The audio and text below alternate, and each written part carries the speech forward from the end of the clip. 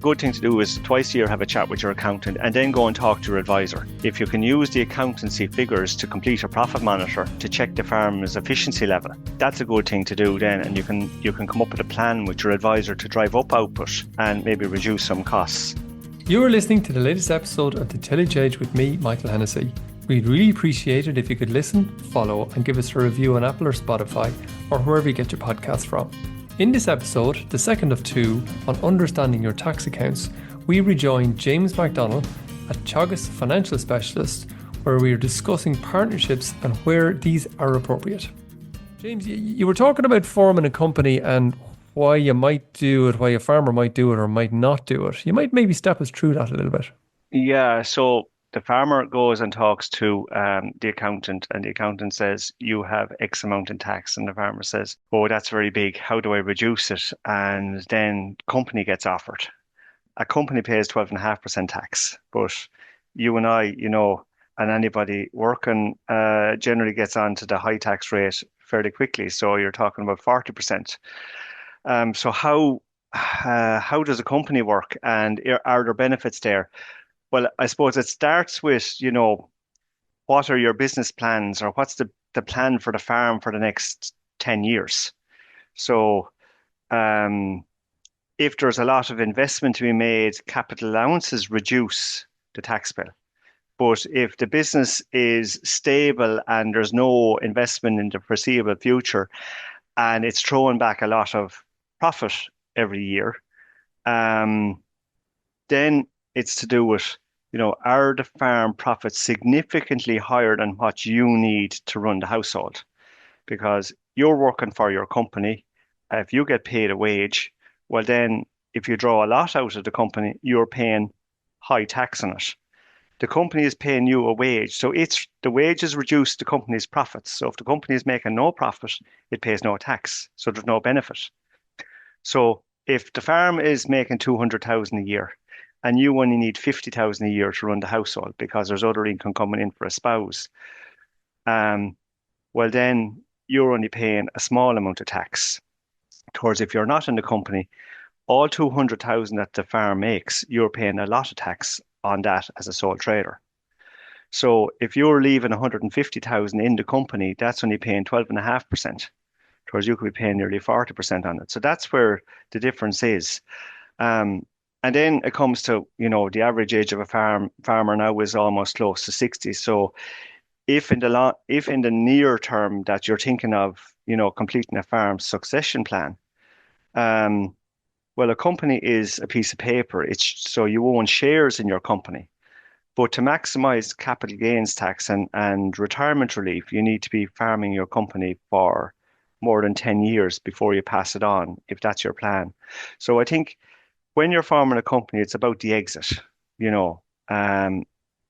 So there's lots of companies formed since 2009 in Ireland, and very few have thought about, the exit. So we're now getting to a place where people are thinking about, okay, how do I pass on the farm or the farming company to the next generation and the farm? And for some, it might be that they pass on some shares and stay working in the company at a reduced rate. And some of the shares are now owned by their son and daughter who are brought into the business. And the land is transferred, which is a separate transaction. So the business is the company, and the assets are owned by the individual. So the land can be transferred, and maybe the shareholding might be diluted. So it's a tricky enough conversation. It takes a bit of time to sit down with your accountant and your advisor to know what exactly is right for you when it comes to doing that.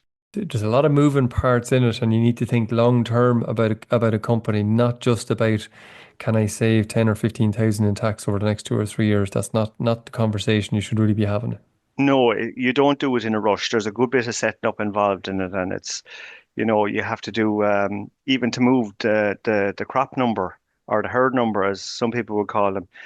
You have to create a lot of the DVOs. They want a stamped lease between you and your company. The company has to be set up, and there are costs associated. You could nearly say hidden costs, because if I form a company and we call it James Limited, and I'm working for my company James, now I have two sets of accounts. Mm. And let's say to maximize, tax reliefs, maybe I bring my spouse into the company. So now she has a set of accounts, I have a set of accounts, and the company has a set of accounts. So there's three sets. Yeah. And are you paying money to revenue in tax, or are you paying most of that to an accountant? Um, Now I've nothing against accountants, but it's about the long-term view, Sure. the direction of the business, and the succession plan and all of that. And maybe, for lots of people, if there's a lot of development to be done, and listen, I suppose we're at a tricky stage in Irish farming in that land rent has gone up. Dairy farming is going well, so it's driving up the cost of land rent, and tillage is not going so well at the moment. Maybe 2026 will be better, but and there's so much employment out there. Um, so if there's going to be part-time work, maybe company is the way. If you've got a good job, maybe you don't need to take so much drawings from the farm. So it's a long-term, Mm. plan that needs to be done. And every farmer is different. I've met lots of farmers over the last decade, and when you'd meet them, they'd say, "Okay, company is for me, but not today. It's 3 or 4 years down the line." Another one, I suppose, James, moving away from the company for a second, of which I suppose a lot of advisors that we would talk to would comment on that farmers had a reasonable tax bill and all of a sudden they're going to buy a machine because that's what they were advised to do, not necessarily by the advisor, but maybe some other professional along the way. There's often a little bit of confusion maybe around that in terms of depreciation versus capital allowances. You might maybe step people through a typical kind of investment in terms of the life cycle of say buying a tractor or something like that in terms of Yeah. what it means for tax all the way through, and maybe if they were to set it at the very end, what that means then as well. Okay. So off the top of my head now, we'll just do a simple example. So let's say it's a machine that's 80,000, just for simplicity now, because in tax law, capital allowances, a machine is written off over 8 years. So the very simple sum is 80,000 divided by 8 is 10,000 a year is your capital allowances. Okay. So capital allowances reduce your taxable income. Um, so if the farm profit is 100,000 and if capital allowances at 10,000, now your taxable income is 90,000.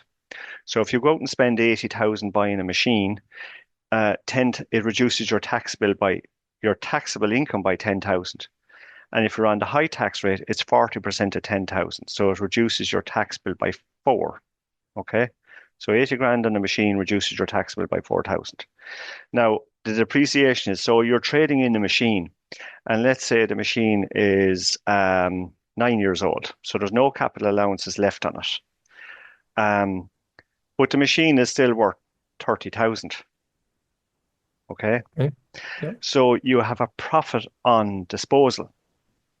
Okay, so you sell the machine for 30,000. That's seen as 30,000 extra income.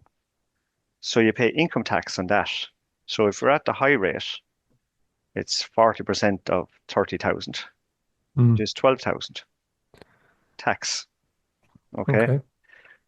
right. And then you're buying the new machine on the other side, and you've reduced your tax bill but you've driven it up before you brought it down. So you might be gaining anything, you might actually be losing. But like then, you have the chat with your advisor. Well, the 9-year-old machine is going to cost me a fortune in repairs. So, the repair bill comes down. So there's a few different things that need to be considered when you're changing your machine. And I suppose if the depreciation is high, sometimes we hear people saying, I lived on my depreciation for a year. So you have a lot of machinery. In your accounts, you're showing a net profit of zero, but the depreciation bill is high. So you didn't spend that money anywhere. It's sitting in the bank account. So you live on your depreciation. And capital allowances are they're just a way of reducing your tax bill. So Okay. I hope Okay. that's, yeah, No, that's fair enough. And look, it's a thing. I suppose then the other side of that is if you're buying that machine for 80 grand, there's more than likely some sort of a loan or some sort of a cash flow associated with that, which is all well and fine in year one, but Yeah. As we talked about earlier, with the ups and downs of income and tillage farming, it mightn't be so easy to meet those repayments in year 3, 4, and 5, or however long that loan is. Yeah. And in the 80,000 example, that's net of the grant and the VAT and all that. So assume that that's all got back, but 80,000 is the actual what you wrote the check out for to buy the machine, And if there's a loan on the back of it or there's repayments to be made, they have an effect on your cash flow. Yeah. So the example was just to show the effect on tax. I suppose, James, good managers of money, it doesn't come, I suppose, without a little bit of work. Is there some habits that, business owners, whether they're farmers or anybody else, should be getting into to try and see whether they can, exert a bit more control over their tax planning over the year rather than ending up with a surprise at the end of the year? Yeah, I suppose they should have a conversation with their accountant twice a year. How is the year going and, what can I do to reduce my tax bill? And then, when you meet the accountant at the time you're getting your accounts, well, there's, you know, taxes due on 31st of October. So there's 2 months left for further investments to reduce now is the time to think about reducing your 2025 tax bill. So I'd say a good thing to do is twice a year have a chat with your accountant and then go and talk to your advisor. If you can use the accountancy figures to complete a profit monitor to check the farm's efficiency level, that's a good thing to do then, and you can come up with a plan with your advisor to drive up output and maybe reduce some costs. When the farmer is maybe sitting down with that accountant, they probably need some little bit of preparation. But are there 3 or 4 really important questions that they should ask the accountant when they come to sit down for, I suppose, for that preliminary chat rather than just the chat about how much tax do I owe at the end of the year? Yeah, I suppose one would be to ask about the pension. If they have been paying into a pension for years, what does that look like? What's it worth? Is it worth, if they don't have one, is it worth investing in one as the tax reliefs are good? Another one might be, what costs have crept up over the last 4 or 5 years on the farm, and is there a way of mitigating them? Just ask the accountant what his opinion on where cost savings can be made on the farm. And then I think the next step is really it's sitting down with your advisor and doing an analysis of the physical, what's going on in the farmyard and what's going on out in the fields to try and figure out maybe it's the crop choice. Maybe it's yields are low because soil fertility is poor.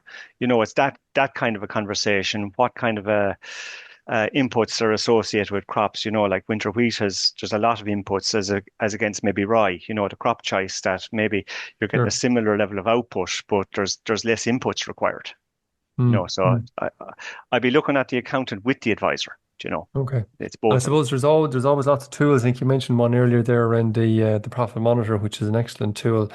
And also, I think we talked a little bit about machinery there. There's the machinery cost calculator, which is a fantastic tool that people, farmers can get a really good handle on where their current machinery costs are, and it really gets a handle on how much is costing in cash and how much is costing maybe over the longer term as well. Yeah, absolutely. I suppose the key is to sit down with your accountant and your advisor and have a chat about, the plans for the next, not just 12 months, but the next 5 years. Yes. Okay. Listen, James, that's brilliant. Thanks very much. It was a good step through it over the couple of episodes. So listen, we might be chatting to you again in a few weeks' time again, just to maybe set up for next year. So James, thanks again. No problem. You're welcome. So that's it for today, and a huge thanks again to James for joining me on the podcast. Finally, if you enjoyed the podcast, then recommend it to a friend or colleague, and as always, rate, review and follow on Apple or Spotify or wherever you get your podcast from. And for more information, go to teagasc.ie. I'm Michael Hennessy. Thanks for listening, and I'll be back next week with more tillage news and advice.